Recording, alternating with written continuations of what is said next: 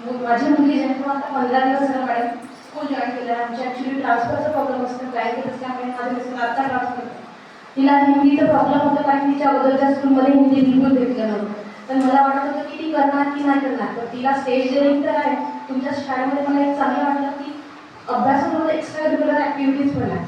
त्याच्यामुळे ती जास्त स्वतःला हे करते. मम्मी मला हे होते, मला ते होते. मला अगोदर भीती वाटत होती. एक दोनदा तिचं हिंदीचं जेव्हा होमवर्क यायचं ती बिलकुल काही करायची नाही. मला वाटायचं की हिला येते की नाही येत असं व्हायचं. पण जेव्हा आता मी स्वाती मॅडमसोबत मी कॉन्टॅक्टमध्ये राहिली आणि ती जर घेत गेली तर या 15 दिवसात तिने चांगलं खुद म्हणजे स्वतःला चांगलं डेव्हलप केलं. मला एक चांगलं वाटलं की मी सॅटिस्फाय आहे की या स्कूलमध्ये मी ॲडमिशन घेतलं. ॲक्च्युली मी त्या ग्लोबल स्कूलच्या समोर राहते. एकदा मी तिथे गेली पण होती इन्क्वायरीसाठी करून आली. पण तिच्या पप्पा म्हणे एकदा दोनदा चेक करे आजूबाजूला. मग मी इकडे आली.